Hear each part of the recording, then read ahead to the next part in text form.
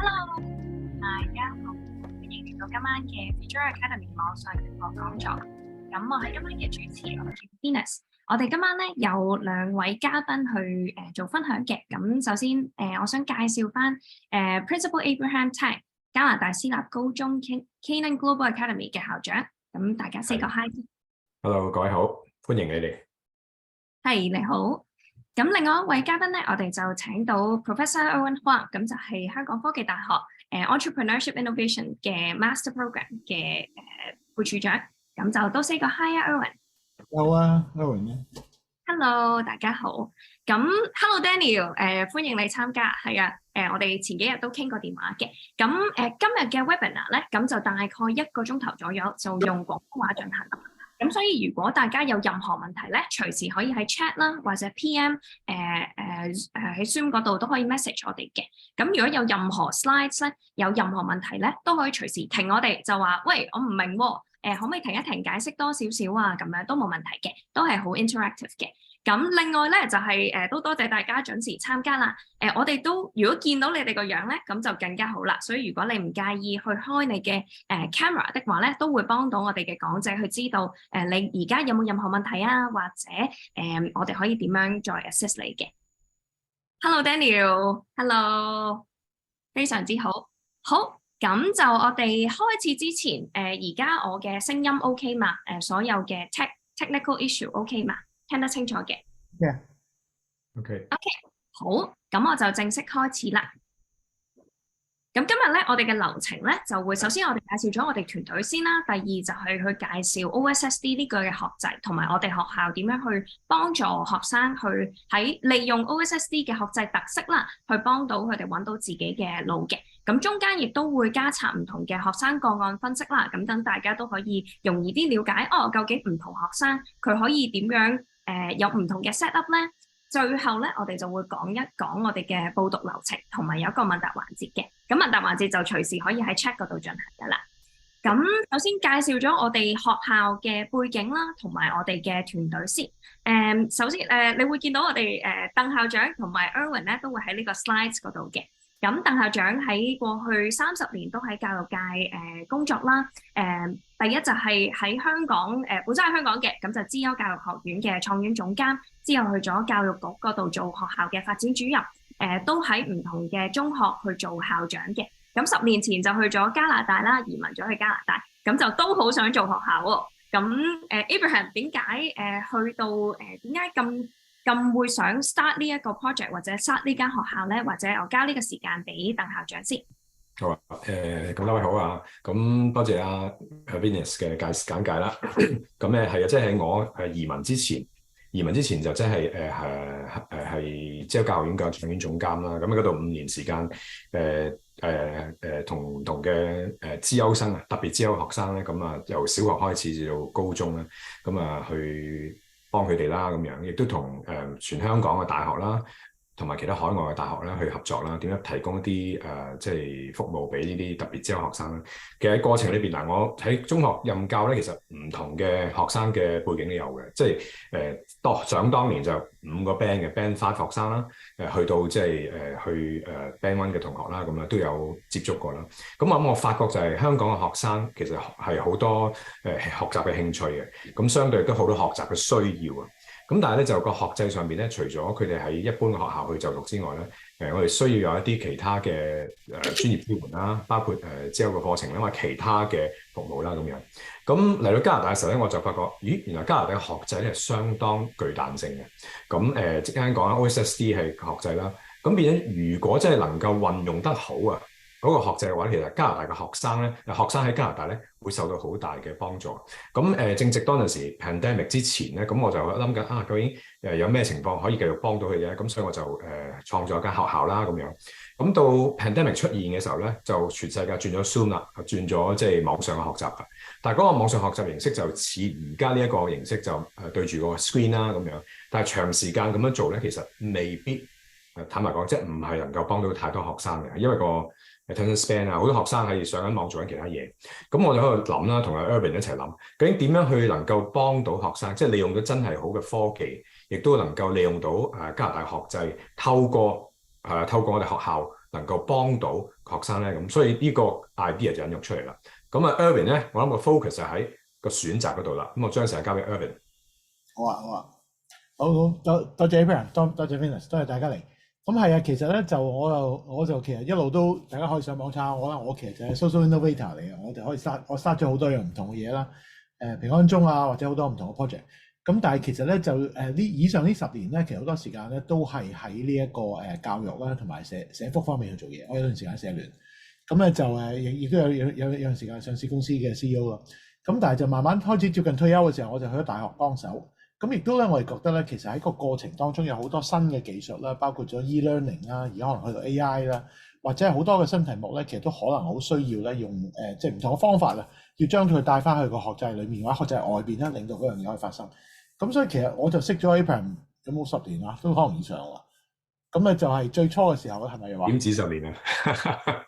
講完老啲10幾啊！10幾年啦，咁咧就係資優學院都10幾年啦。咁所以其實佢最初開始係喺嗰邊開始啦。咁好似我係過去同佢去可能講下 talk 啊咁樣咁啦。咁然後跟住落咧，其實就我哋都咁多年都好朋友啦，亦都喺教會亦都相識。咁就其實就一路佢都想，亦都喺加拿大嗰邊咧，亦都係幫加拿大嘅 ministry 啦 ，education ministry 啦，亦都係幫，亦都係自己開咗加拿大嗰邊。咁我就覺得，咦，其實有冇可能將我哋look into香港嘅教育咧？其實係即係會唔會可以俾到多啲 choice 俾一啲香港學生咧？因為其實唔係個個人考試好叻，可能有啲人運動叻啲咧，有啲人可能音樂叻啲咧，有啲人可能係佢成日嗰科中文都唔得，我哋叫做必殺科咧，咁啊變咗就過唔到喎咁樣咁。咁就算係讀 IB 或者係讀呢個 DSE 咧，其實都有一定嘅困難。咁所以我哋覺得，咦，其實有冇辦法我哋可以去令到即係一啲好嘅一啲學制帶咗嚟香港咧？咁因為可能我講多少少啦。其中一個我哋喺加拿大發現嘅嘢就係咩咧？就係其實佢哋係冇公開試嘅。咁有冇講解一下就係點樣可以冇公開試嗰樣嘢都會得嘅咧？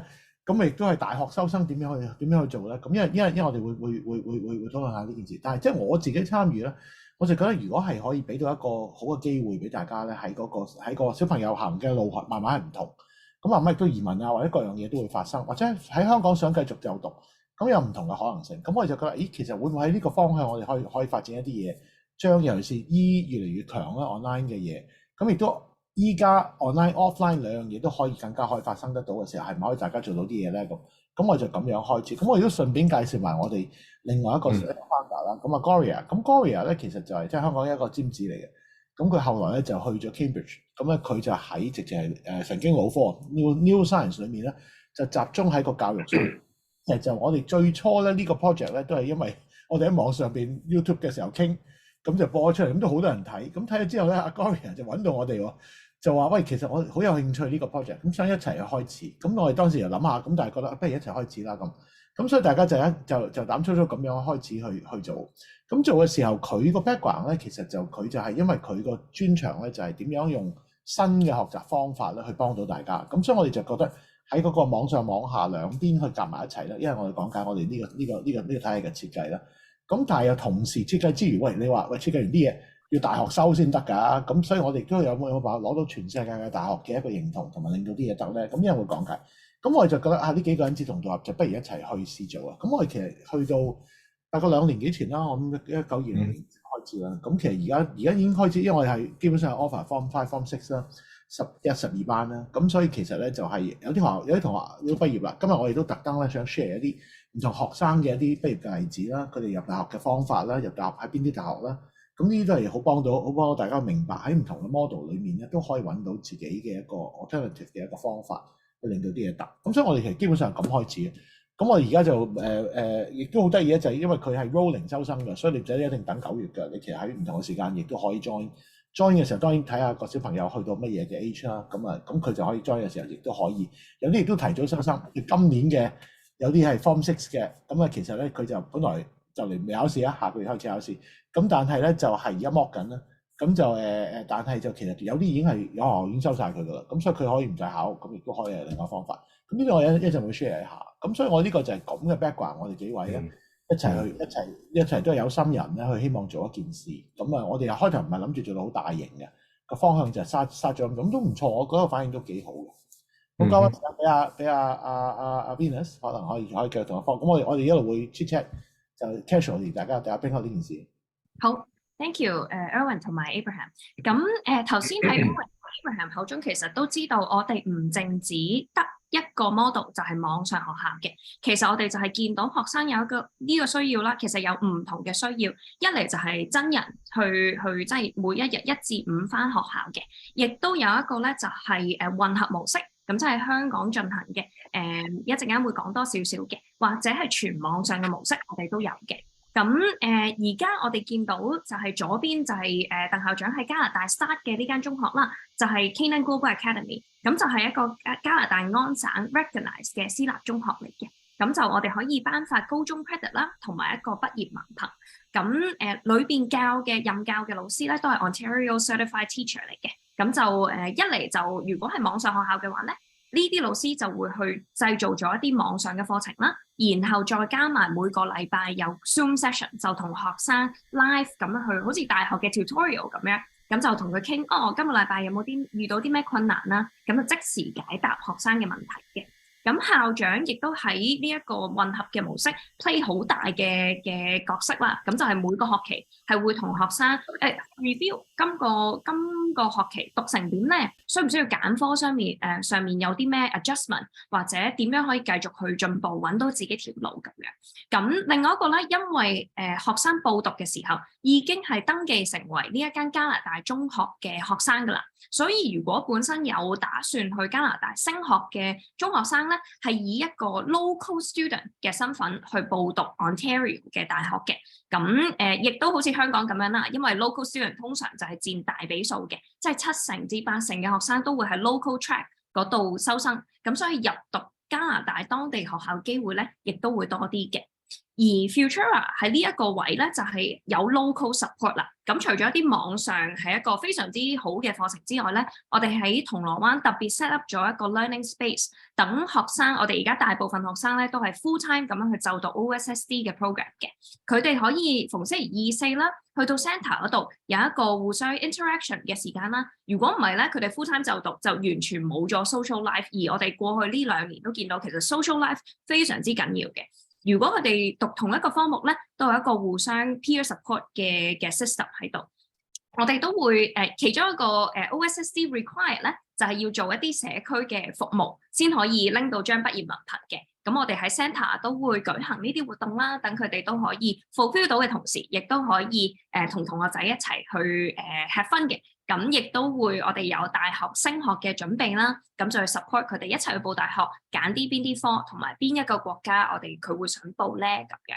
所以你會見到咧，我哋係相信第一就係學習唔應該受到地點個規限嘅。咁所以我哋有3個模式啦，咁就可以揀翻究竟學生適合邊一種模式嘅。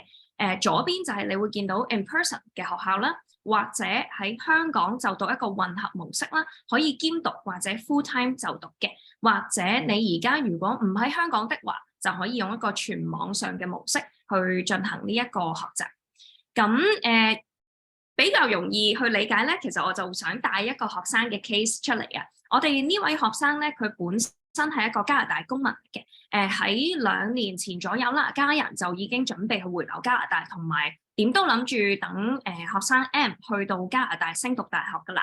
咁但係校內嘅成績咧，比較麻麻地，亦都擔心中文啊比較差，咁就弱啲嘅話咧，就會影響到入學。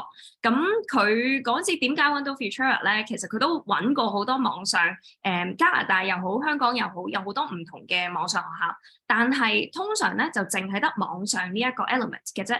咁擔心獨落嘅時候咧，個學習動力會低啊。咁因為好靠學生嘅自律嘅。咁亦都有呢位家長都同日校嘅校長關係非常之好啦。咁日校嘅校長亦都識得 Erwin 同埋 Abraham， 咁就推薦咗 Futura， 就可以用原本譬如我補習嘅時間咧，就讀呢個 OSSD 嘅課程，咁就慢慢佢就開始兼讀 DSE、OSSD。喺日校方面咧都有唔同嘅配合，譬如可能 drop 1至2科啦，等佢有空堂嘅時間就讀啦。最後咧佢就決定喺中午嘅時候轉做 OSSD， 喺香港 full time 咁去就讀。第二咧就係佢喺上年嘅時候咧，亦都飛咗去加拿大就讀一個實體學校嘅。咁所以呢一個就係有唔同嘅學生有唔同嘅需要，佢就可以 explore 究竟喺香港讀啊，定係加拿大去就讀啦。睇下 Abraham 喺呢一個 case 或者 Erwin 係啦，有冇任何嘅additional？ 我講先啦，咁呢位 M 同學都歷歷在目嘅，咁啊上個禮拜，因為琴日先同佢一齊，我哋早上嘅個 discussion，每日我哋早上都有 discussion，就 discuss 一啲 global news 啊或者 devotion 嘅嘢啦咁樣，咁就佢都提出一啲好重要嘅問題啦，咁同佢分享咁樣，所以其實睇住一個學生佢由香港嗰個適應啦，即係其實當然香港佢本身讀 DSE 係講真係吃力嘅，咁另外就佢家人都覺得係有需要準備。咁呢個好緊要啊！即係準備個仔去一個另外一個學制咧。咁睇到佢個過程起起跌跌啦。咁到佢接受咗一年多㗎，一年多時間喺香港，因為我哋學校係即係全年係4個學期同埋 summer 都可以入學㗎啦。咁變咗每個學期佢有嘢學嘅時候咧，咁就有一啲學習模式去調節，應該話學嘅時候咧，佢就比較容易去到入到呢度啦。咁睇住佢過程點樣執嘢啊，點樣去搬屋啊。點樣過嚟啊？咁到而家聖誕節嘅時候，我哋喺我哋嘅聖誕節崇拜度有佢講翻佢過去嗰年幾2年嘅經驗咧，就睇到佢好大嘅進步。咁就好開心即係知道學生係一個順利過渡嘅階段咯。咁佢應該短時間就開始會睇嚟緊，即係出年啦。而家幫佢做緊一個 pathway 咧，去報讀大學啦，同埋即係 college 等等咯。咁好開心嘅。咁樣。覺得我都記得，即係校長，香港校長去同我哋傾嘅時候，我哋都係即係當時都即係呢個小朋友都有少少困難嘅。咁但係就又唔係好集中精神讀書啊，即係之類咁啦。咁我真係覺感恩佢個 overall 轉變嘅。其實就過咗去啦。咁我睇翻個 video，我都睇眼濕濕。即係我覺得呢個係感恩嘅事，即係唔係講笑。咁所以呢個係啊唔容易嘅，因為嗰個尤其是嗰幾年咧。即係走失就走失啊！咁所以我諗都係一個好嘅感覺。咁希望佢嚟緊應該係12班啦。咁啊希望佢答 OK 啦。係啦。咁係我自己 personally 都有同學生 M 去接觸啦。咁佢其實個進步好大啊，由一開始，所以要預咧就係如果本身喺本身學制佢可能真係 struggle 緊嘅，佢都需要啲時間去慢慢摸索究竟自己適合嘅學習模式係點樣啦，同埋要適應 OSSD 嘅考試或者學習模式嘅，因為本身同 DSE 都非常之唔同。咁尤其就係去一個新嘅國家，亦都有好多嘅適應啦。咁所以希望就係如果有一個咁 seamless 嘅 transition， 係啦，又可以同一間學校，我移民嘅時候有一個 soft landing。我知道啲老師知道啲。我中意 Venus 你用呢個字叫 seamless 喎。嗱，即係呢個字咧就彈喺我腦裏邊啲嘢啦。因為其實你諗下，佢要執嘢啦，過嚟啦。jet lag 啦，好唔好彩？期間有埋 COVID， 你記得嘛？即係嗰個過程由網上去到 in person 咧，其實我哋做咗好多 accommodation， 即係令到個學生佢喺網上嘅學習，佢點樣能夠即係一個比較好嘅一個即係 transition 去到 in person 翻學。其實佢係如果講喺 in person 咧，佢係 in the middle of 我哋第一個 semester， 即係第一學期入嚟嘅。咁中間又係網上又係 in person。就係因為我哋兩個機構咧，我哋咁樣合作咧，先能夠做到即係呢個轉變。咁學生就第2學期就真係坦白講真係飛嘅，即係飛好明顯飛咗上去嘅。咁所以呢個都我係好開心㗎，即係好開心。你見到佢英文流利咗好多啦。咁由 day one 佢喺香港到而家係即係坦白講判若兩人嘅。我啱啱都有家長問究竟4個 intake 係點樣？因為點解我哋可以做到呢個配合咧？就係我哋有5個學期嘅。咁我頭先喺 chat 嗰度都打咗出嚟。咁就係9月至11月啦。Q2 就會係11月至1月。Q3 咧就係2月至4月。Q4 咧就會係4月至6月。然後 summer 咧就會係7、8月2個月份嘅。咁所以你會見到佢10月過嚟嘅時候咧，就可以轉去由 Q2 開始，咁中間係唔會停止學習嘅，因為有一個網上課程嘅 support。咁我所以特別咧，其實係適合一啲邊一啲人咧唔適合DSE 學習模式啦，或者 IB 其實都要考試嘅，咁唔係個個適合考試嘅，咁都可以考慮加拿大呢個 OSSD 嘅系統。或者我哋都有啲 case 咧，就係成人嚟嘅，咁佢就需要補讀翻一啲學分去報讀高級嘅文憑。咁就可以用一個 OSSD 嘅 credentials，咁就去報一啲大學啊或者 college，咁就繼續進修咁樣啦。下一個咧就會想介紹都想問一問在座各位家長，有冇人係未聽過 OSSD 㗎？參加呢一個 webinar 之前，可唔可以舉一舉手啊？咁等我哋講者都知道。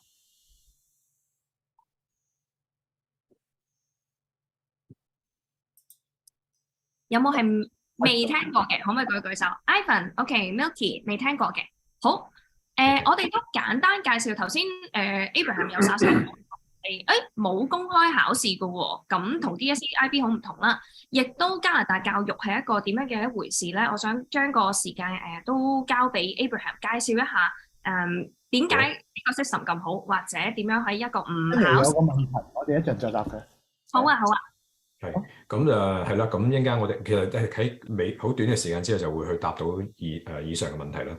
咁嗱呢一張slide 係重要嘅，因為咧有一好重要一個 PISA 全球性一個嘅研究啦咁樣。咁啊 detail 仔你見到咧國際經貿組織啊等等啦，全世界嘅好多即係國家啦或者經濟體咧，其實都用三一個嘅重要嘅指標啦嚇，語文啦嚇。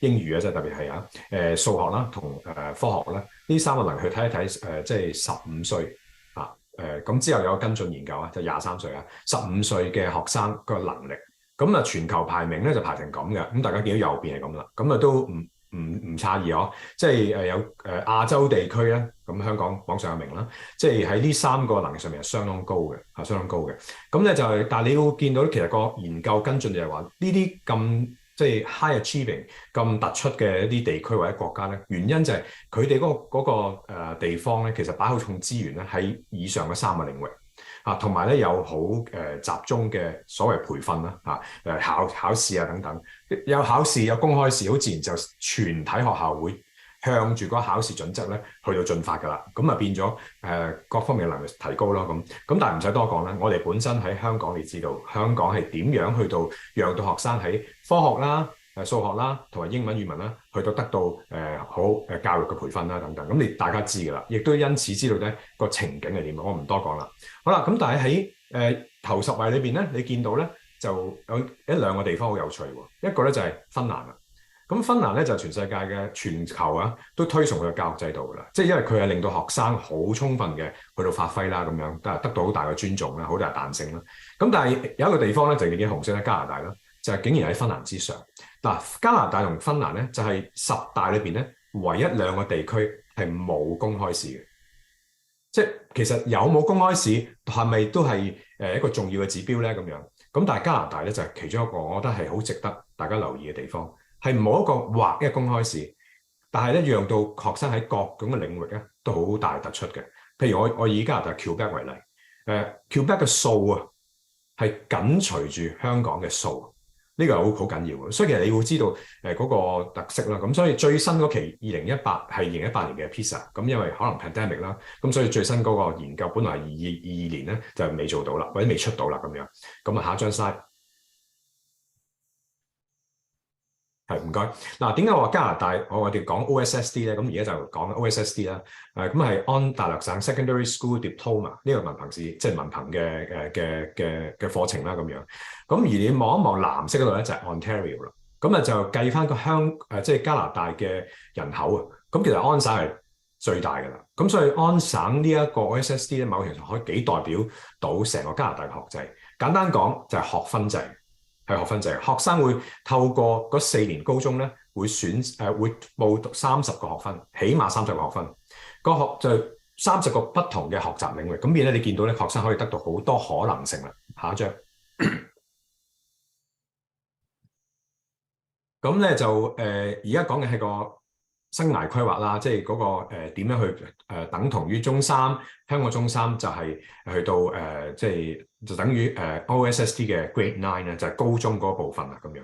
咁就係講嗰啲學分咧，其實我30個學分啦，裏邊有18個學分咧，咁就係喺必修科嘅。咁你望到左邊嘅綠色格仔啦，咁啊唔詳細講啦嚇。咁啊英文、數學、科學呢頭三個咧，就唔同嘅年級咧必定有㗎啦嚇。咁就第二個好得意喎，嗱英文就4年都有㗎啦，必修嘅嚇。咁啊當然選修我再修讀英文，你見到最尾嗰尾三個點啦，one additional credit in English 啦，即係如果我好想讀英文，就可以繼續讀多啲英文嘅 credit。咁所以你起碼有4個必修嘅英文，再加你想讀嘅英文或者係英文以外好相關嘅學科，譬如 creative writing、media English 呢啲都係 credit 嚟嘅喎。咁變咗就嗰個英文嘅 focus 係好強啦，如此類推。咁另外12個選科就係令到學生好闊啦。咁啊加埋就40個社區服務啦，咁同埋一定嘅就係一個劃一嘅一個安省嘅語文嘅英語啊語文嘅試啦。咁呢個就係好重要啦。咁考試以外咧，其實另外一個就係佢讀一個課程一個 course 一個 credit 咧，就令到佢能夠去到滿足到安省 OSSD 嘅要求啦。咁樣。好 ，thank you Abraham。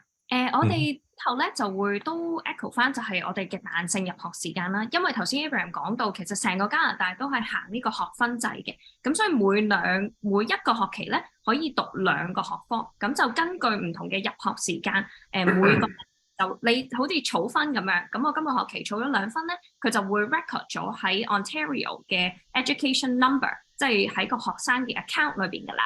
咁就之後，如果係想轉去其他學校啊，或者其實呢個係一個公開，即係學校之間會有呢個資訊喺度嘅。咁就所以每一個學期咧，你都係可以揀唔同嘅學科。咁就同 DSE 好唔同啦。DSE 可能你係每一個高中學科，我 Form 4開始揀一科咧，我就要讀足3年，中間 drop 咗咧，我唔可以揀其他學科嘅。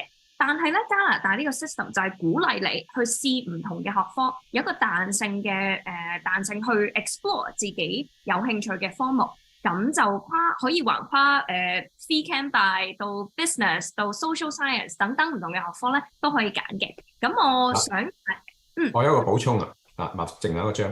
嗱，呢一個咧係睇住第一點啊，上邊咧嗰度寫學校特色。嗱，正話講緊加拿大嘅學制啦，學分啦，而家呢個係我哋 Futura 同埋 Canaan 嘅特色嚟嘅。嗱，一般學校你香港一樣嘅啫，就係學年制。如果英文就 non-semester， 即係非學期制嘅學校。由9月香港就至7月啦，加拿大就9月至6月啦，咁就係學年嘅。咁如果個學年制咧，你諗下，我哋要讀30個學分，分4年，即係每年要讀8個啦，差唔多嘛，432嘛，8個啦。咁如果係學年制學校咧，一次過就要讀8個學分，係咪啊？8科，然之後讀到尾，讀完嗰年就有8個啦。學生如果要 drop 一啲學分嘅話咧，或者 retake 嘅話咧，冇乜可能噶啦。咁 drop 咗嗰年就冇咗噶啦，個空檔喺度，冇嘢攝得落去嘅，好似香港一樣，咁你唔難明啊。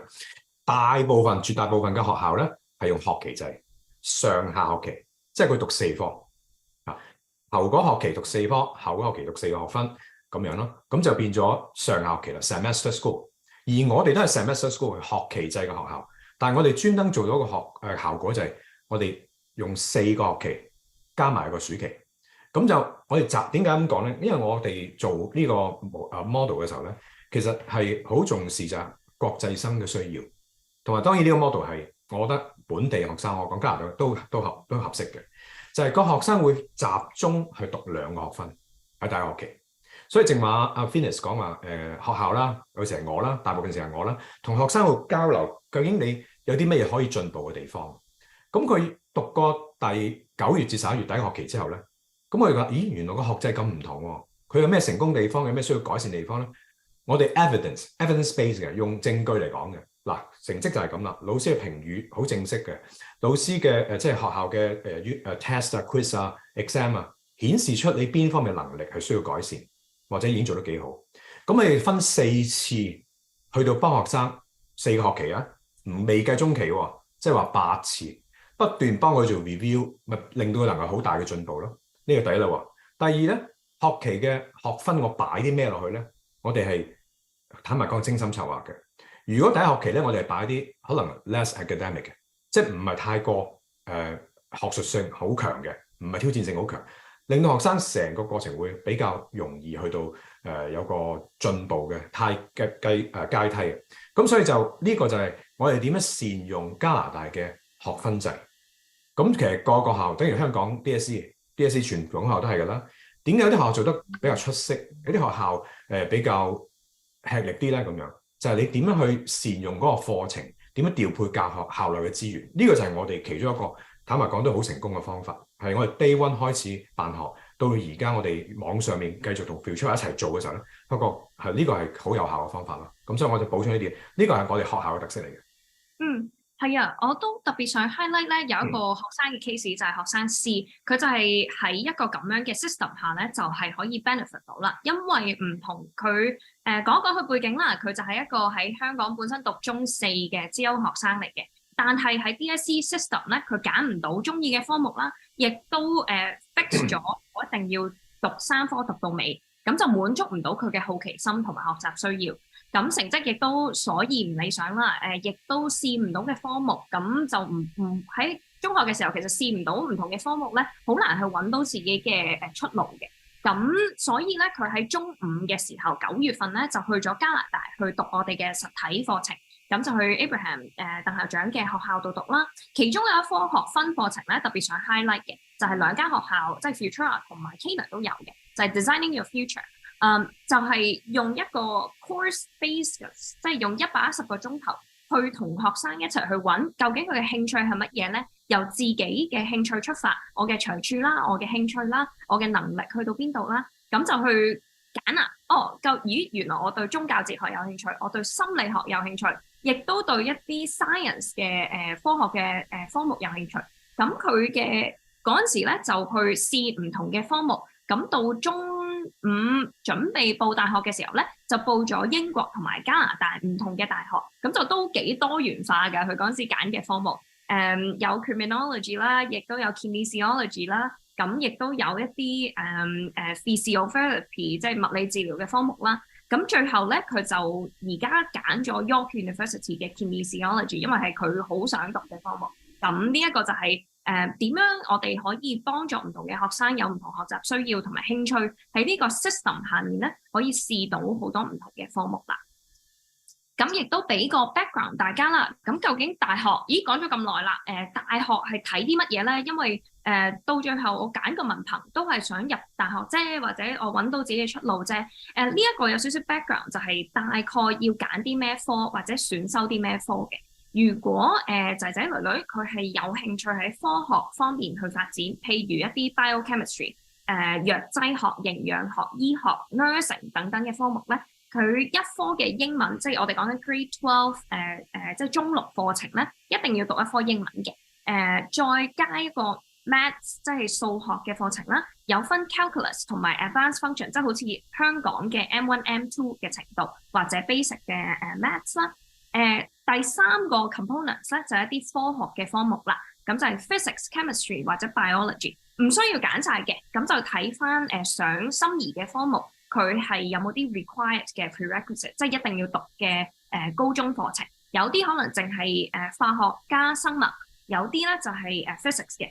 你會見到我擺咗個 Chinese 喺嗰度㗎，係因為咧我哋特別擺咗一個 Chinese culture， 唔係 DSE 嗰個要背文言文嗰種嘅中文，係中國文化。係啦，我哋學生咧入到嚟咧係用呢一科嚟拉分嘅，咁就係 grade 12先係容易嘅，用拉分係用嚟拉分嘅。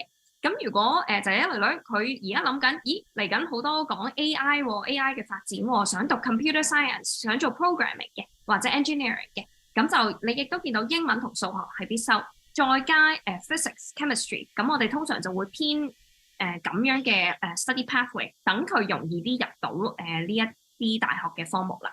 咁如果你話，咦我仲未諗到，但係我想 explore 人文科學或者商科嘅，咁又係必修就係英文同埋數學。咁剩低嗰啲科目咧，就係即係 grade 12中6嘅時候咧，就可以揀好多元化嘅科目啦。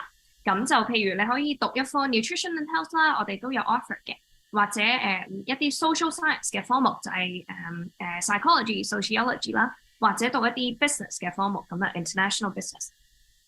我加兩個呢一度啊，我加兩個呢一度咧就比較就係其實係而家我哋香港咧就好中意嗰啲文科理科啊，即係我哋個細我哋細路嘅時候諗嘢咁，而家冇人咁諗，全地球都冇人咁諗。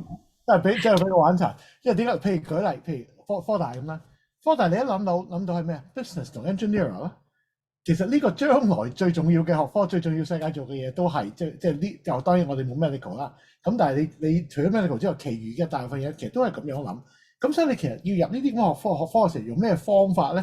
咁你又讀文，因為讀理咧，咁其實係 beyond 咁嘅呢個通常嘅情況。咁所以其實唔係打橫咁界，而係咧就咁。所以嗰個中三、中四喺香港逼大家去分科嗰個問題咧，其實有時好慘，因為行一條路都唔知點搞。咁我而家大學收生咧選嘅時候已經係散好多，唔係以前嗰種會考式嘅文科理科嗰個行嘅方法。咁所以我呢個都補充兩句啫。係啊，都知道在座可能各位家長可能已經聽過 OSSD 啦，但係兩位冇聽過嘅話咧，其實呢一個係一個國際認可嘅 program，因為佢有呢個 flexibility，同埋大學嘅時候其實睇啲咩咧？你會見到拎文憑就係一個 requirement 嘅，就係頭先校長講要讀30個學分。另一個咧就係大學收生嘅時候咧，其實就係睇中六嘅平均6科嘅分數，平均分係幾多？咁就係100分滿分嘅，咁你就會見到咧，其實個全球唔同嘅國家同埋大學咧，都係睇6科嘅平均分，大概喺70至到75分以上，就已經有都幾好嘅 offer。當然都要睇翻唔同學校嘅科目嘅 requirement 啦。係啦，不如就攞我哋科大嚟睇嚟講解下。係啊，其實係我冇漏料俾你啊，大家喺網上面睇下。我哋開少少上網講一講就係其實如果全世界嘅，我頭先講點解唔使考公開試，因為用校本計分，但係全世界嘅大學都可以接受咧。咁一來就係佢有個好高嘅 quality 啦，而且係而家 across 都得啦。咁當我哋譬如咁做啊，譬如如果我就咁，你就去 Google search，你想心儀嘅大學，你想去澳洲，你想去英國，你想去加拿大，你想留喺香港啊，就揾我哋嚟示範啦。咁你就隨便揾間學校啦，就揾佢 international international requirement。咁你一撳嘅時候，譬如撳落啫。咁通常個 website， 通常佢個 website 都有一啲類似嘅嘢，佢會教你點樣去 apply 啦。咁我呢度咧嚟個時間表啦，今年個時間表係點啦？咁咧呢度咧咁咧就有個表嘅。個表咧佢咧就會問你咧，你咧其實咧係喺邊個國家嘅體系？咁當係加拿大啦。咁可能就會選呢度啦，冇錯。咁出咗嚟之後咧，嗱佢有講咧 Ontario 咧，我哋學校其實大部分嘅學校咧都會將佢之前收嘅一啲嘅分嘅學分咧會 list 出嚟。咁譬如我哋就會選咧 Form 6即係12班嘅6科裡面咧，當然就睇唔同嘅 department 啦。譬如我係 business，咁 business department 可能就會選，我可能要有數學啦，可能有英文啦，我又唔計你有科中文啦，跟住咧就可能有一啲 international business 啊，甚至你讀個 physics 啊，讀個 biology 我哋都中意嘅。咁佢跟住咧就右邊嗰條數咧，我哋咧就會講咧就係話而家我哋之前收嘅生咧就係大概係85分，咁85分就係佢上堂即係 B 加到啊 ，B 加 A 減到啦。即係如果佢喺中學裡面，譬如即係話如果 OSSD 你攞個85分平均分啦，咁頭先我講有啲科可以拉高啲。咁所以個過程平均之後咧，其實我哋就會睇嗰幾科就會係點。咁其實就我哋全世界學校咧都會用呢個 pattern。咁加拿大好明顯係一個世界級嘅一個好大嘅一個國家啦。咁佢啲人周圍去唔同地方讀書，咁就會我哋大部分選擇就係咁啊。你去英國一樣道理。如果話我加拿大讀咗唔使考 GCE，你就可以攞呢一個分咧去報。咁美國就加個 SAT 啦，咁就係或者加個 TOEFL 啦。咁英文科就英文好多國家你去都要 take 㗎啦。咁但係除咗咁之餘咧，其實我哋基本上85分咧，如果你攞85分，其實基本上我哋都 conditional offer 㗎啦，可以提早 offer 俾你。咁你跟住喺邊度讀緊咩 group 嘅學校啊？跟住佢會講俾你聽，你應該報邊科啊？咁如果我哋睇咧，就係你入嚟之後想讀邊啲科目咧，咁大概嗰6科就係咁啦。咁呢啲就可以去入到嘅嘢。咁所以大部分學校咧就會有呢啲咁嘅 data 咧，咁你就可以諗啦。其實咁當然科大都叫做香港數一數二嘅大學啦，咁所以85分都叫高。咁但係咧就其餘嘅大學咧，其實有啲咧都可能係70分啊、70幾分咧都可以收。咁大概係咁樣嘅嘢。咁當然老實講，一陣都會講到嗰個 overall 嘅過程，尤其是 international 咁嚟，我哋通常都有個 interview 嘅。咁個 interview 都係重要嘅。咁你要 present 到自己啊，佢對自己有冇信心啊，各樣嘅嘢。咁但係就已經去到嗰個 stage 㗎啦。咁啊呢個我哋大概個 background 係咁啦。咁啊我冇漏料俾你啊，呢啲全部係網上邊嘅嘢。咁但係你隨便你想去唔同嘅學校咧，都可以咁諗。咁如果你想去唔同嘅國家嘅時候，你咪睇翻嗰啲學校嘅嘢。㗎嘛。係啊，冇錯。所以其實呢一個都要睇翻，譬如而家可能大部分家長入得嚟聽 OSSD 嘅，可能已經對加拿大學制有啲認識㗎啦，都知道其實佢係 internationally 即係國際性認可嘅過程。咁其他國家究竟係點樣可以報讀咧？就睇翻當地嘅要求啦。咁我尤其想帶出呢個學生 E 嘅case 出嚟嘅，因為呢個學生咧，其實佢本身喺中學 COVID 之前咧就去澳洲讀中三，咁但係因為 COVID 嘅情況咧，翻唔到去澳洲，咁就嗰間中學就變咗全網上學習啦。咁個學習成效非常之低，咁佢亦都體驗咗外國嘅教育同埋個評估模式，咁就唔想讀翻香港嘅普通 day school 或者 DSE 嘅課程。咁就經轉介之下咧，由中四下學期開始咧，就讀 Futura 嘅 Hybrid Program。咁就試過呢個混合模式咧，非常之適合佢，因為佢都係一個好自律已經諗到自己下一步想去邊度嘅學生啦。咁佢今年咧就中六啦，咁就佢想翻澳洲啦，咁亦都會 explore 加拿大嘅，咁就分別兩邊嘅學校都有報讀。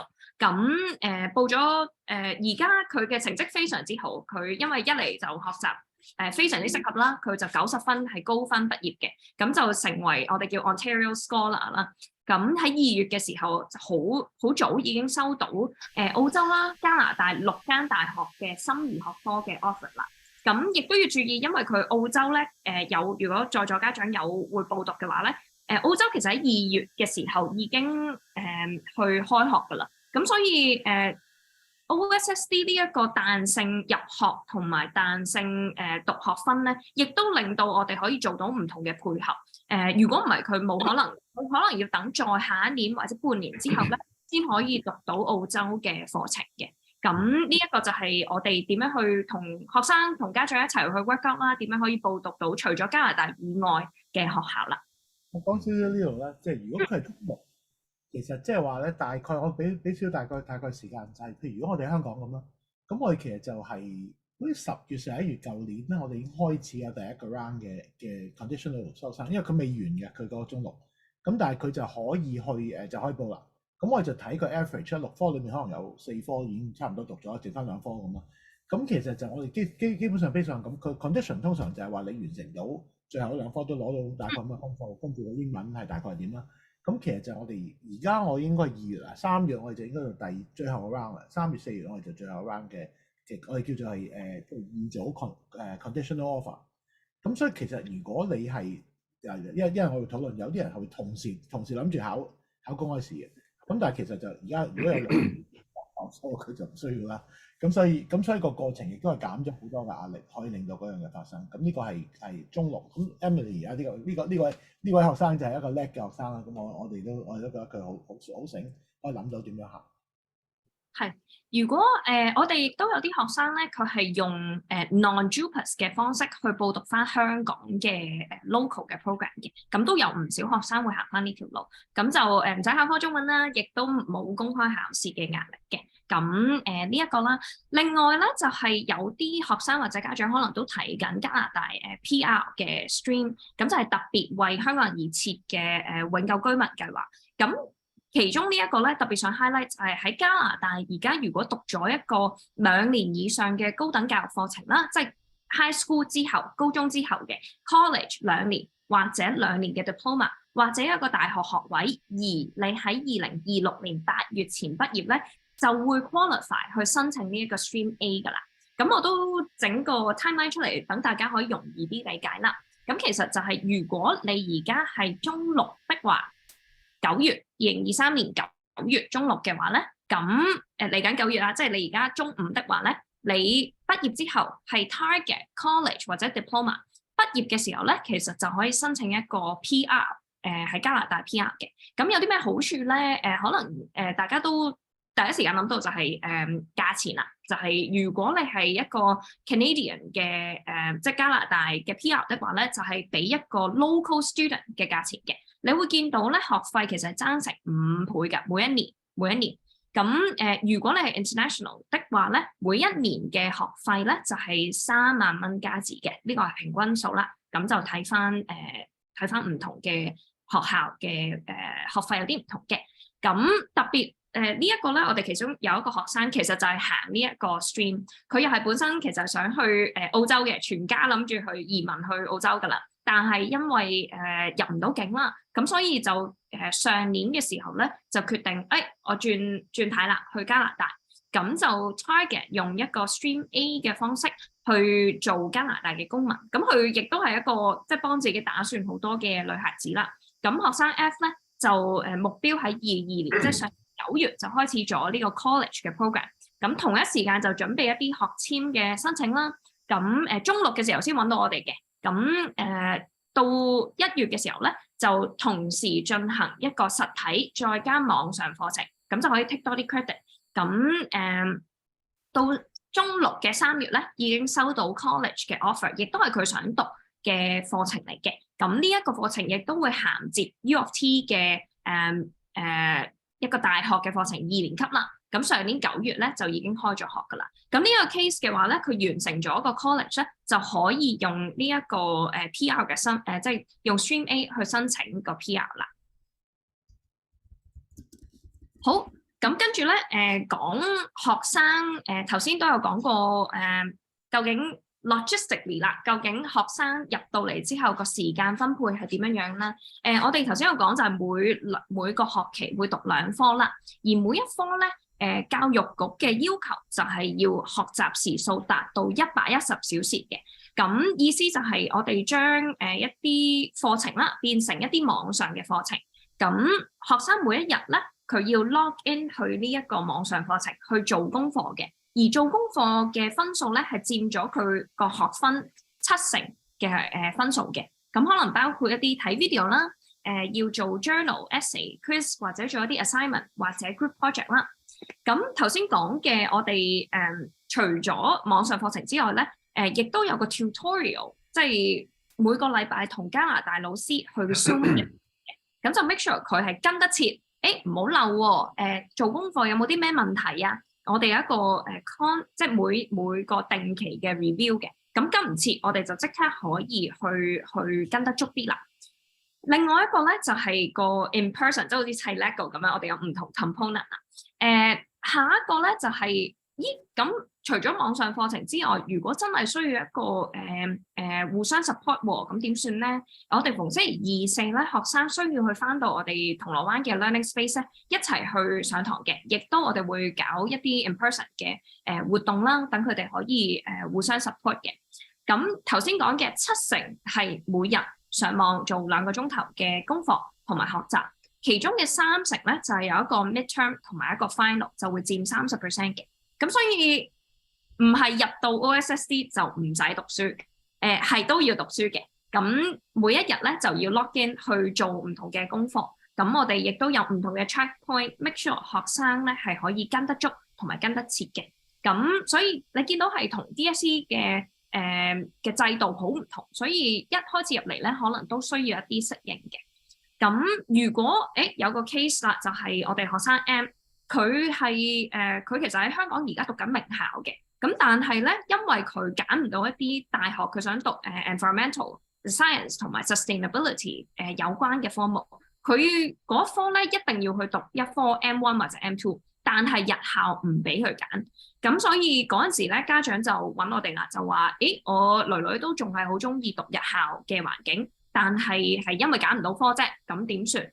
咁所以咧，佢就而家個 set up 咧就係兼讀日校同埋呢個網上課程嘅。咁所以喺頭先個 slide 咧，你見到我哋就要做翻一啲配合啦。譬如佢每日可能係咪補習嘅時間去讀呢個網上課程咧？每個禮拜嘅 live tutorial， 我可能就翻加拿大同埋香港時間，就係平日夜晚嘅時間做一個 live 嘅 tutorial， 到或者星期六嘅朝頭早啦，咁去做一啲 live lesson 嘅。咁佢翻唔到learning space 都好，但係佢都如果有活動可以參加咧，佢都會盡量參加嘅。咁所以呢一個就係如果係兼讀嘅情況係咁樣嘅安排啦。另外一個咧，我哋喺 program 上面除咗就係去擴展佢哋嘅視野啦，我哋其實都有分唔同學生入到嚟，究竟應該點樣揀咧？其實加拿大嘅 system 咧係可以去睇翻過去，譬如日校讀咗中3。我嘅學分可以叫做等同學分啦，咁啊讀咗唔需要讀翻中三課程嘅，咁就可以直接入中四啦。而如此類推，即係如果你而家係中五嘅話咧，可以直接入讀中五嘅課程嘅。咁所以有3個唔同嘅 track 啦，我哋叫3年嘅 regular 大學準備課程，就係讀成個 OSSD 嘅 system。我哋會睇翻過去嘅成績表啦，做一個面試同埋分班試，去揀翻適合嘅程度同埋科目俾學生嘅。第二個就係如果你係成人或者一啲我哋譬如頭先名校嘅學生 M 啦，咁佢哋可以喺1年至1年5年嘅時間下咧就可以畢到業嘅話咧，我哋有個 elite 嘅課程嘅，咁就叫 acceleration。譬如我暑假讀2科，跟住我每個學期可能我讀得快啲嘅，咁有冇得 accelerate 咧？係有呢個選擇嘅。或者到最後啦，你而家如果成人係想重新 pick up 翻學習，係補讀翻一啲課程，或者我舊制去到中5嘅啫，咁我想拎翻一個高中嘅文憑嘅話，咁我哋都有9個月，即係9月至6月嘅 fast track 嘅課程嘅。咁就當然我哋要做一啲入學嘅試啦，去評估翻唔同嘅情況嘅。咁同一時間咧都我哋都相信啦，即係入到嚟其實都有一個國際視野，想試唔同嘅嘢嘅。咁所以我哋都會有一啲海外學習嘅機會啦。我哋今年4月咧就會有一個 co-op program， 佢都係一個學分嚟嘅。咁香港嘅學生咧就可以飛去加拿大，留3個禮拜就做一個 co-op， 咁就拎個學分之餘咧，仲可以試下加拿大嘅生活啦，個 working environment 係點樣啦，有一個真係一個好玩嘅 program 嚟嘅。如果某啲學生佢係諗緊，咦，我淨係需要一個英文 credit 喎，或者我想淨係1至2個 credit 啫，咁我哋都有一啲個別嘅學分課程嘅。咁詳細需要啲乜嘢，每一個學生都非常之唔同，所以之後我會有個聯絡，就係揾翻我去傾翻，而家呢個情況，你嘅 recommendation， 我哋會可以點樣同你配合咧咁樣。咁呢個就係我提一提嗰個 co-op， 你都會講係嘛？係啊，好啊。咁你講先啦。我哋頭先有稍稍講過啦，其實我哋係想將呢一個海外嘅實習啦，去睇唔同國家嘅生活方式或者工作方式嘅嘢咧，混入喺呢一個學習嘅3年學習裏邊嘅。咁而其中一個咧就係一個呢一個就係今年我哋4月10號至28號啦，就係我哋所有嘅學生咧會飛去多倫多一個叫做 Collingwood 嘅地方，係一個 resort 嚟嘅。咁就做一個 co-op program， 即係工作實習，海外交流實習。咁就喺三個禮拜啦，每日工作6個小時。咁之後咧，佢哋會一齊做 group project 嘅。咁一嚟咧就 fulfill 到一啲 OSSD 嘅 co-op requirement。二嚟我哋都想俾學生體驗一下，咦，究竟職場係點樣咧？加拿大工作環境係點樣樣咧？如果大家係在座，得閒喎，或者咁啱復活節可以就到時間的話咧，都歡迎即係揾我，咁就睇下。如果你有興趣，就可以即刻去安排去報讀啦。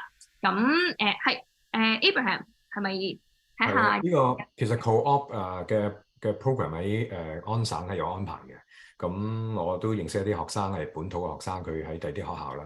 咁譬如簡單講喺文具店啊，即係有啲大型文具店去做伴奏咁樣，last 幾個星期。咁然之後就可能執下課啊，等等啊咁樣，咁咪一個新嘅體驗啦。原來呢一樣係加拿大都好想學生有機會試嘅。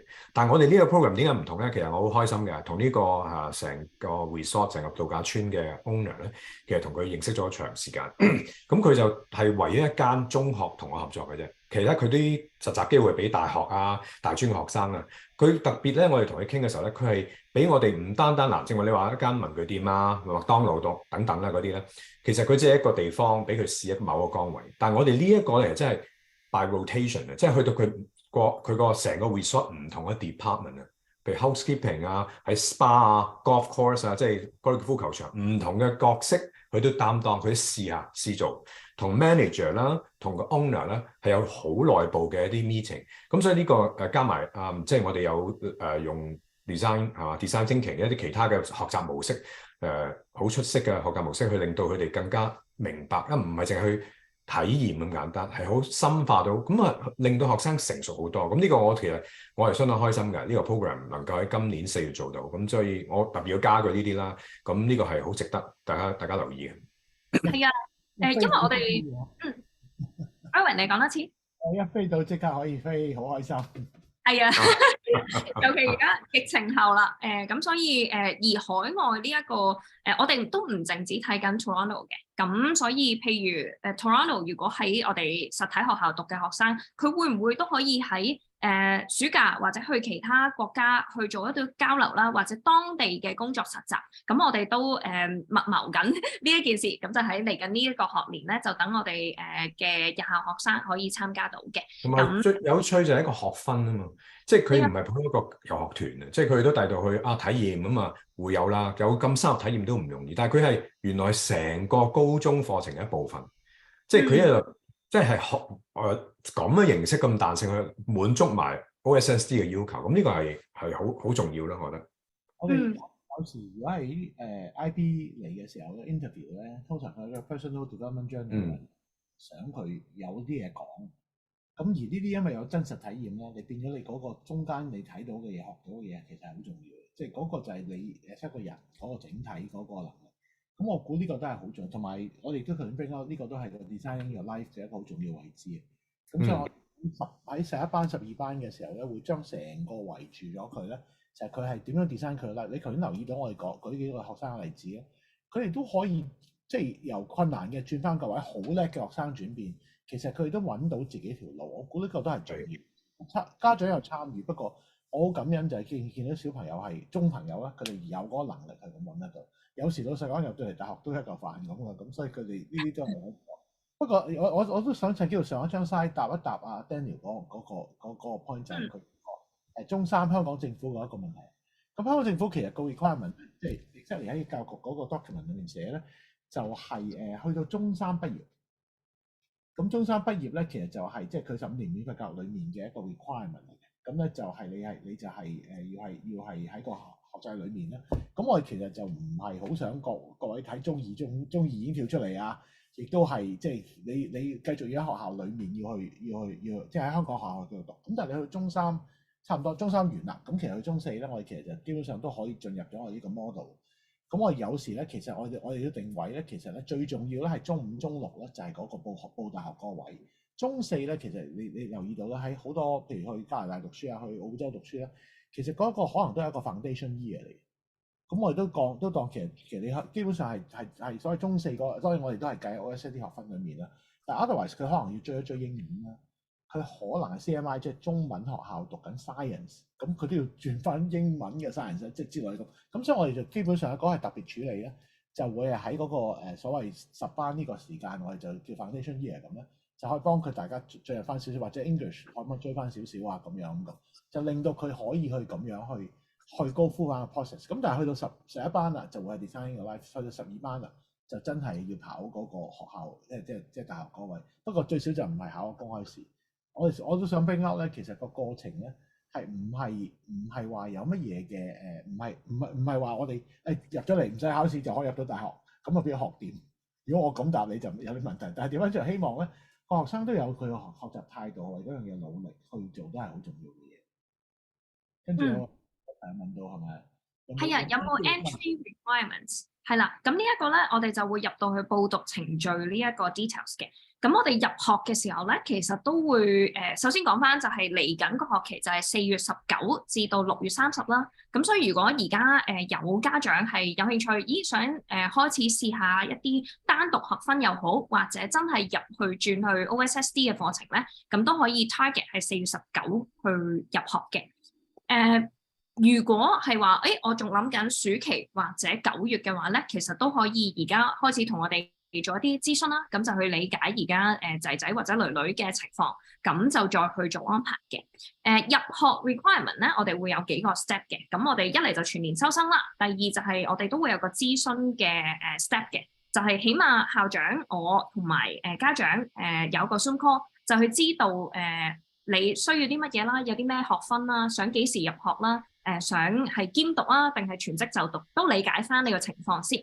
咁第二部分咧，我哋會做一個 official 嘅申請入學過程。咁當中咧就會包括有個評估啦，咁就係睇翻過去嘅成績表，去做一個叫做學分轉移嘅。咁就要過去2年嘅日校成績表。第二部分咧就係一個面試，就係同學生嘅面試嘅。咁都係最主要了解翻學生嘅興趣啦、能力啦，同埋英文啦嘅對答係點樣樣嘅。第三部分咧就係一個分班試啦。咁分班試咧就係我哋會有英文、數學同埋 science 三科嘅，咁就去理解翻學生嘅水平啦。譬如本身係中文中學嘅轉入嚟嘅話，咁都要知道，咦究竟個 gap 喺邊度？我哋先可以配合到學生嘅程度，再去分翻好嘅科目俾適合嘅科目俾學生嘅。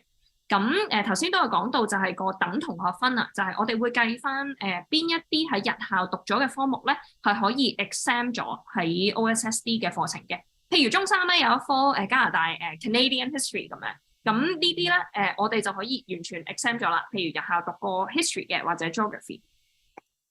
咁之後咧，我哋如果前面嘅process 過咗之後咧，我哋會 officially 入學，咁就會同家長同學生一齊去做一個 study pathway 啦。咁即係我嚟緊讀啲咩科，同埋我對啲咩有興趣嘅。咁呢個都要注意咧，就係其實我哋即係接觸過咁多學生，佢哋做大學嘅application 咧，其實發現佢哋都會問翻過去日校嘅成績表嘅，去睇翻嘅。咁所以即使亦都唔好遇到咁問話，我中六淨係讀6個學分或者8個學分就夠啦，係咪啊？我夠分就入到㗎啦？唔係嘅，佢都會問翻你過去日校嘅成績㗎，所以都要俾多啲時間。佢越多 OSSD 嘅成績咧，佢越有參考價值，因為始終都係加拿大嘅系統。咁所以都預翻啲時間去一嚟就 transition 啦，去適應一個新嘅學制，二嚟就係要慢慢標翻嗰個，我哋都係好似 credit 咁樣慢慢標翻去嘅。咁頭先Bosco 係啦，多謝你嘅問題，就係有冇一啲 subject 係 music、art 或者 drama 咧？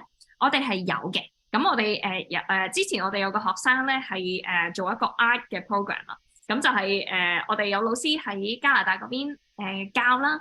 同埋兩方面我哋都會 hybrid 又好或者 in person 咧都有呢一個科目嘅。係啦，睇下 Abraham 喺subject 上面或者呢個入學睇下有冇任何 additional 嘅資料。差唔多噶啦，我諗入學嘅要求都好清楚，咁到時即係再了解同埋 business 聯絡嘅時候就更加清楚啦咁樣。咁同我都要了解呢啲資料啦，咁先可以比較好嘅評估啦。另外一方面就係你話嗰啲 credits 喺加拿大嘅其中一個 categories 咧，即係其他 elective 咧就係 the arts。咁啊嗰個藝術相關學科咧，其實就係music 啊、drama、English， 咁呢度都有嘅嚇。咁透過 Zoom 啦，如果係 hybrid 嘅話，透過 Zoom 啦；如果透過 in person 就即係喺呢度去就讀啦。咁所以其實係簡單嚟講係有嘅。係啦。因為我哋有唔同嘅學習模式，有 in person，亦都有 online。咁所以入到同我哋去傾嘅時候咧，最好都俾我哋知道你嘅計劃。譬如我嚟緊9月會去飛去加拿大㗎啦。咁就準備讀 in person 嘅，定係諗住由中5到中6都係 online school 噶啦？咁會係點樣嘅安排咧？咁俾我哋知都會有用嘅。咁下一部分咧就係講到可能家長比較關心啦，就係個費用嘅問題啦。咁頭先有講過咧，我哋有唔同嘅 fast track 或者個別學分或者一啲海外交流嘅計劃嘅。咁呢一個咧就會 summarize 咗我哋國際生喺香港就讀 online program， 即係1年嘅費用係幾多？咁你見到咧呢一度1年嘅費用咧就係118000，就係8個學分嘅，咁就由9月讀到6月。咁當然就係照褪啦。咁如果譬如你而家4月入學嘅話，咁嗰8個 credit 咧就會繼續咁樣順延落去，繼續計嘅。咁如果話，咦，我而家都係想試下OSSD 適唔適合先喎，或者我係一個補讀學分成人咁樣，我想淨係揸一科英文同埋數學嘅啫，我就可以淨係讀1個 credit 嘅，咁就16,500蚊，咁就係1個學分嘅課程。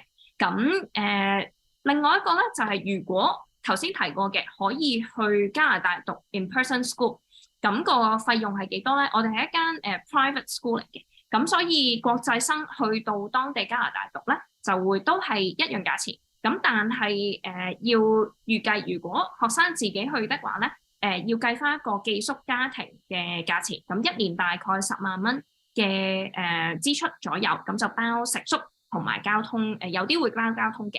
咁呢一個咧，我哋學校其實鄧校長都好好，就係 support 好多國際生做一個 soft landing。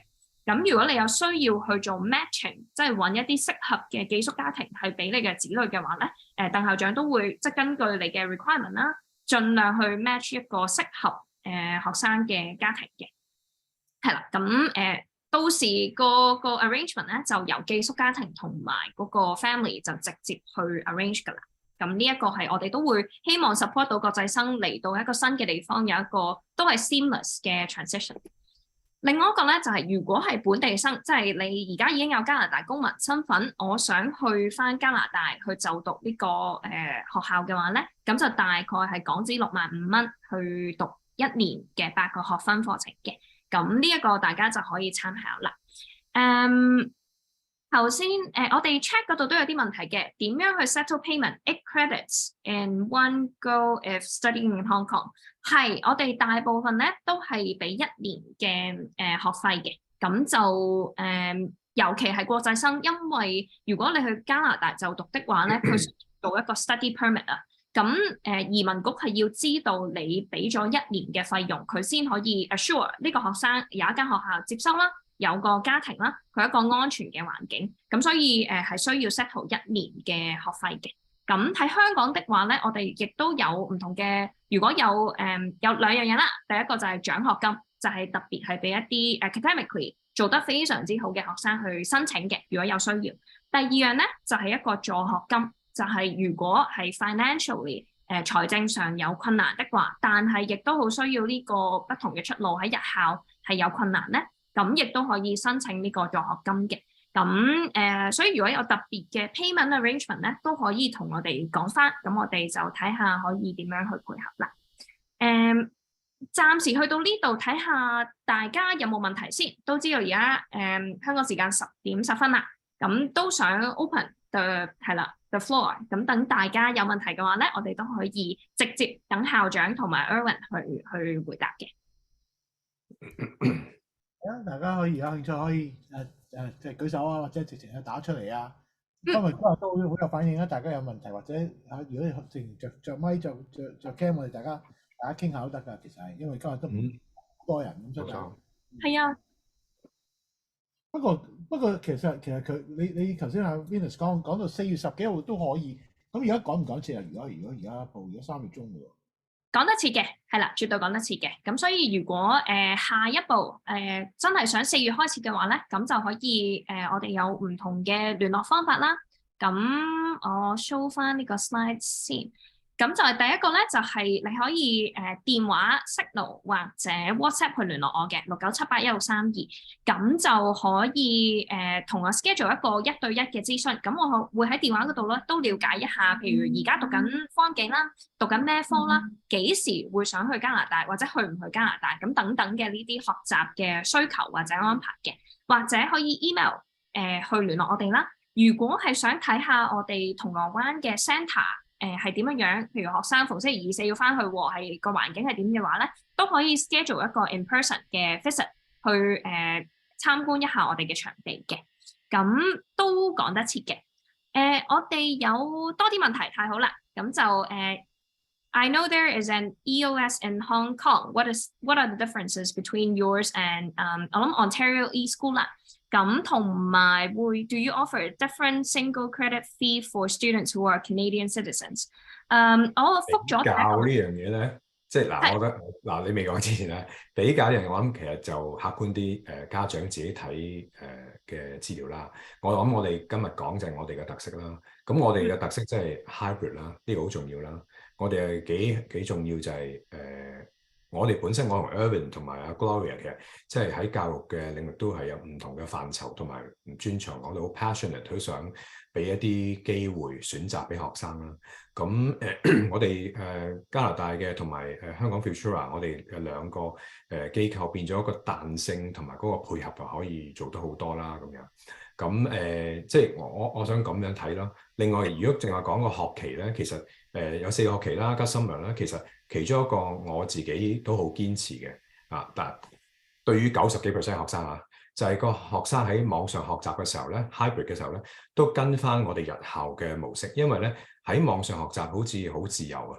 但係咧就嗰個彈性咧，如果你係無限俾學生去彈性學咧，我咁多年喺教育咧，我唔覺得好有效嘅。咁所以我哋有 start day 同 end day 一樣嘅。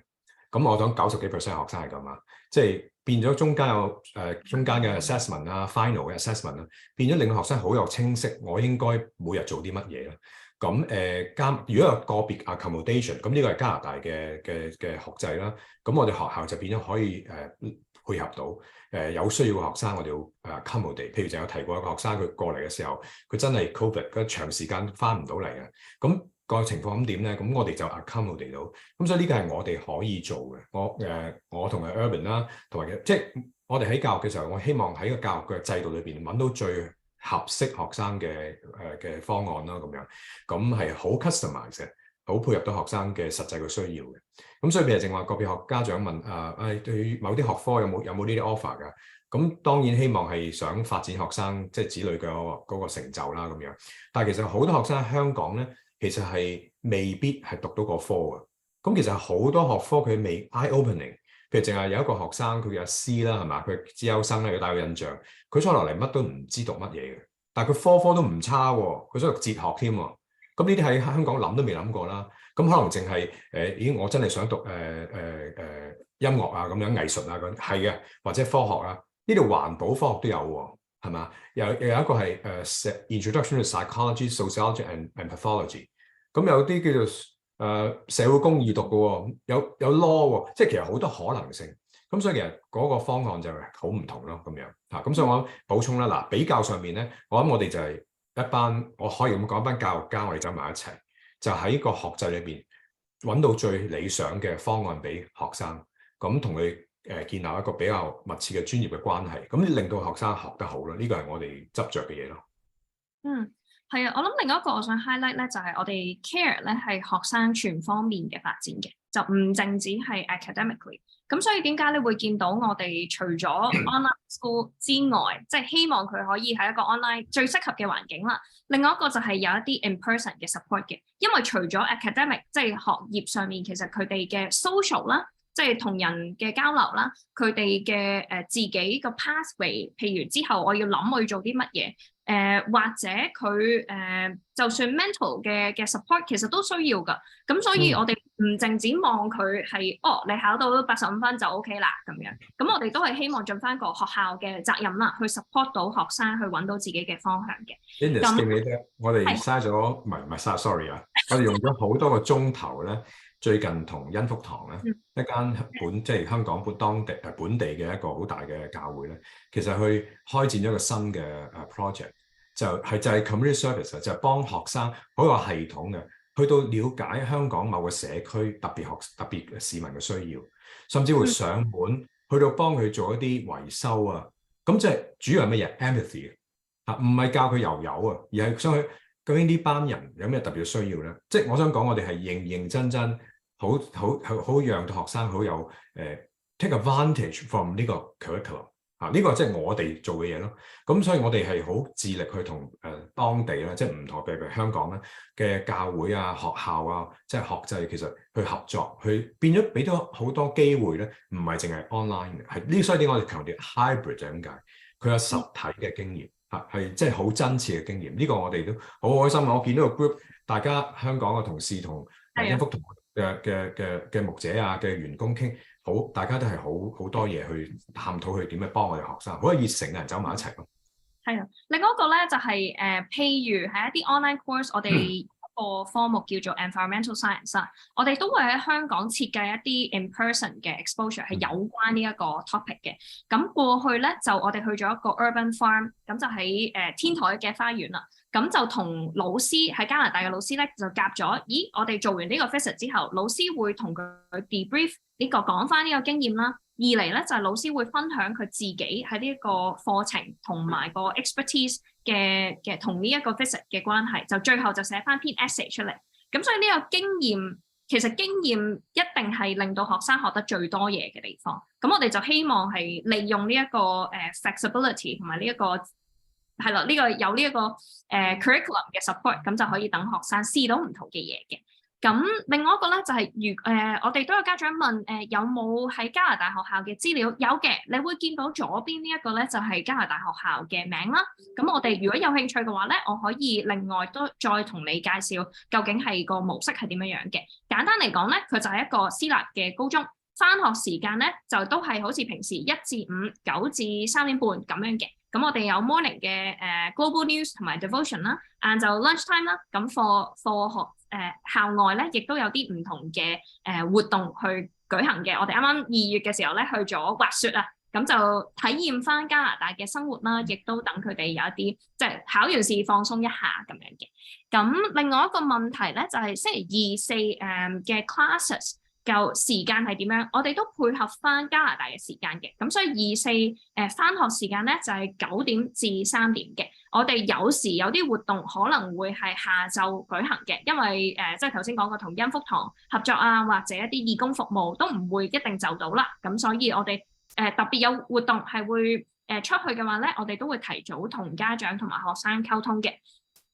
老師方面咧，所有嘅學分 online course 咧都係由 Ontario Certified Teacher 去準備嘅，同埋批改，同埋去做個 Zoom session。咁所以所有老師咧都係由加拿大學校嘅老師去教同埋support 嘅。in person 咧，我哋香港有同事去做 support， 咁就譬如喺我唔識做喎，或者technically 咦嗰粒掣交唔到功課喎，咁嗰啲咧或者活動上面有任何需要咧，咁就係香港嘅同事去負責嘅。咁另外一個，等我睇下先。係，我收到一個 private message 咧，就係而家係 Form 4嘅情況，咁佢會唔會可以透過Stream A 啦嘅方式可以完成到個課程之餘，就報到一個永久居民嘅身份咧？睇翻個 timeline 咧，其實應該會有啲問嘅，除非佢而家嘅日校成績非常之好 ，exam 咗大部分嘅學分。咁佢以一個即係讀得好快嘅速度去畢到業，但係我覺得另一個角度咧，就係究竟想唔想學生喺一個咁嘅情況係咪最適合佢去學習咧？因為加拿大個課程唔係話易啲或者點樣樣㗎，佢都要做好多嘅功課嘅。咁如果係一啲 accelerated 嘅課程，都要睇翻學生有冇辦法去做到嘅。咁但係都我會覺得可能試咗1-2個 credit。睇下佢 handle 唔 handle 到先。如果之後可以 accelerate 嘅，我哋之前都有學生係咁樣嘅處理方式，佢日校非常之好，咁佢讀得快啲嘅，快過人嘅，咁佢就可以提早讀下一個 credit 嘅課程。咁我哋都有呢個情況嘅，咁但係就真係 rare case 啦。咁Stream A 咧可能問啲，但係亦都加拿大有其他嘅移民方法，譬如讀完個 degree 之後可以留低去揾工作啦。咁用一個 express entry 嘅方法去申請 PR， 咁呢個都可以考慮嘅。好，睇下仲有冇其他嘅問題先。多謝你哋咁踴躍參與，係啊。如果有啲咩問題都可以 unmute 啦，或者喺個 chat 嗰度打出嚟。如果係嚟緊呢個4月可以 join， 或者係其實係講緊最細係幾多？中3差唔多完㗎咯。咁所以如果佢差唔多中3差唔多，當 summer開始，咁佢最好讀埋中3啦，即係正如佢講 requirement。咁就但係你就中4嘅開始，或者中3完咗之後嘅 summer 就已經可以開始啦。咁就變咗呢個一定。